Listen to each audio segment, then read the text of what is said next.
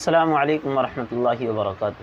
دوستو، آج میں آپ لوگوں کو ایک بہت ہی اہم سبق دینے والا ہوں، ایک ایسا سبق جو آپ کی زندگی کی بہت سارے مسائل کو حل کر دے گا۔ تو دوستو، چلیے اس ویڈیو کو شروع کرتے ہیں ایک واقعے سے کہ ایک گاؤں میں ایک مہمان آیا۔ گاؤں والوں نے اس مہمان کی بہت زیادہ مہمان نوازی کی۔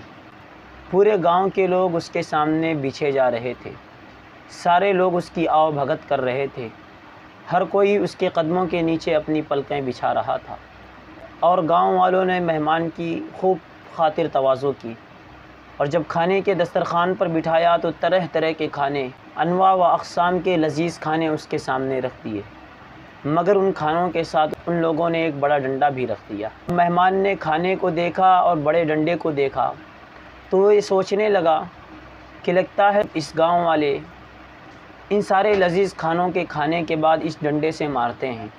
تو اس کے دل میں خوف اور ڈر پیدا ہو گیا، اور اس نے گاؤں والوں سے پوچھا کہ تم نے ساتھ میں یہ ڈنڈا کیوں رکھا ہے؟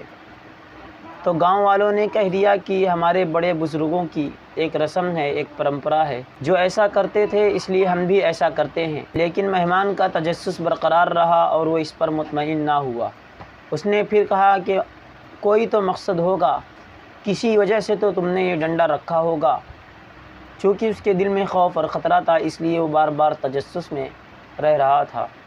تو گاؤں کے ایک آدمی نے کہا کہ اس کے اندر کوئی خوف اور خطرے کی بات نہیں ہے، بس یہ ہمارے بڑے بزرگوں کا طریقہ ہے، اس لیے ہم ڈنڈا مہمان کے کھانے کے ساتھ رکھ دیا کرتے ہیں۔ مگر چونکہ مہمان نیا تھا اس گاؤں میں، اس کے دل میں خوف اور خطرہ برقرار رہا۔ اس نے کہا کہ جب تک اس ڈنڈے کے بارے میں مجھے بتا نہ دیا جائے، جب تک اس کی اصل حقیقت بتا نہ دی جائے، پتھر کے اندر کیڑے کو رزق پہنچانے والے کی قسم، میں کھانے کا ایک لقمہ بھی نہ کھاؤں گا۔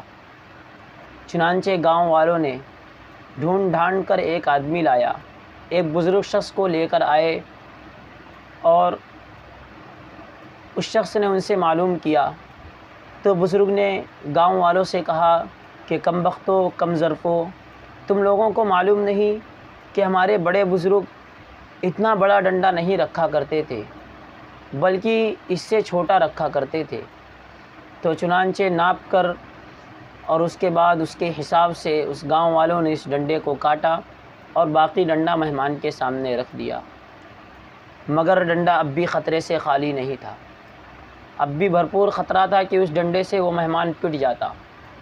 تو اس نے اور زیادہ لوگوں کو کہا کہ مجھے ابھی بھی اس ڈنڈے کے بارے میں حقیقت بتاؤ۔ چنانچہ ڈھونڈ ڈھانڈ کر ایک پہلے سے زیادہ بڑے بزرگ کو لایا گیا۔ ان بڑے بزرگ نے ساری بات سنی اور پھر گاؤں والے پر بھڑک اٹھے کہ کم بختو، اتنا بڑا ڈنڈا نہیں رہا کرتا تھا پہلے کے بزرگوں کے زمانے میں، اور انہوں نے اس ڈنڈے کو کاٹ کر اور چھیل کر چھوٹا اور باریک کرایا کہ اب اس سے جان جانے کا خطرہ نہ رہے۔ مگر مہمان کا تجسس اب بھی باقی تھا، اس کے دل میں خطرہ اب بھی باقی تھا۔ اس نے پھر بھی ضد کیا تو گاؤں والوں نے بہت زیادہ ڈھونڈنے کے بعد ایک ایسے بزرگ کو لے کر آئے جن کی داڑھی اور بھویں سب کچھ سفید ہو گئی تھی، ان کی عمر 99 سال سے کم نہ رہی ہوگی۔ وہ آئے اور انہوں نے سارا ماجرا سنا تو بڑے بزرگ گاؤں والوں پر بہت غصہ ہوئے اور کہا، کم بختو، ہمارے بڑے بزرگ جو رہا کرتے تھے وہ مہمان کے سامنے ڈنڈا نہیں رکھا کرتے تھے، بلکہ ایک چھوٹی سی لکڑی رکھتے تھے جس سے وہ اپنے منہ کے اندر صفائی کر سکیں، اور تم لوگوں نے ایک تنکے سے ایک لاٹھی بنا دیا اور ایک چھوٹی سی لکڑی سے لے کر ایک بڑی لکڑی تک پہنچا دیا۔ دوستو، یہ واقعہ یہیں پر مکمل ہوا۔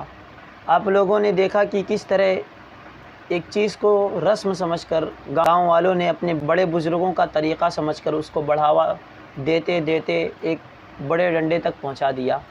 ٹھیک اسی طرح مثال ہے بدعت کی، کہ کوئی آدمی بدعت کو بہت چھوٹے طریقے سے شروع کرتا ہے، مگر اسی کی وجہ سے، اسی ایک شخص کی وجہ سے آگے چل کر وہ بدعت بہت بڑی بن جاتی ہے۔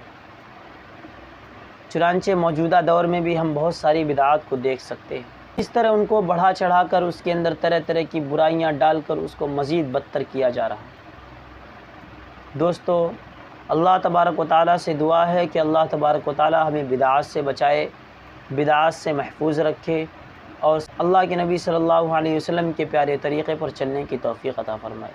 ٹھیک ہے دوستو، ملتے ہیں نیکسٹ ویڈیو میں۔ السلام علیکم ورحمۃ اللہ۔